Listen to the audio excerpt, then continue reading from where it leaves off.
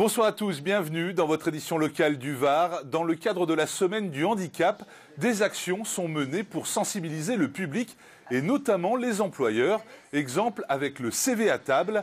L'idée est simple, des curriculum vitae sont distribués dans des restaurants, comme ici dans le centre de Toulon. Dans quelques minutes, les premiers clients arriveront. Avec le menu, ils découvriront sur leur table des CV.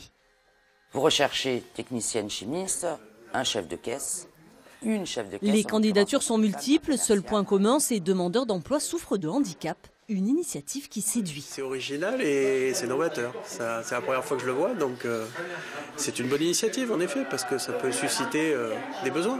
On a toujours une fausse image du travailleur handicapé, donc il y a toutes sortes d'handicaps et il est très facile en plus, la plupart du temps, d'adapter l'handicap à l'entreprise. Donc il ne faut pas en avoir peur. Et pour ceux qui hésitent encore, le restaurant diffuse une vidéo montrant le quotidien d'une jeune femme handicapée qui se rend de son domicile à son travail. Pour la propriétaire du restaurant, pas de doute, cette opération de sensibilisation peut marcher. On n'y pense pas forcément, donc de sensibiliser les personnes que nous recevons, même dans le restaurant, des chefs d'entreprise, même des salariés, voilà. L'idée nous a séduits, c'est très important de participer à des campagnes telles que celle-ci.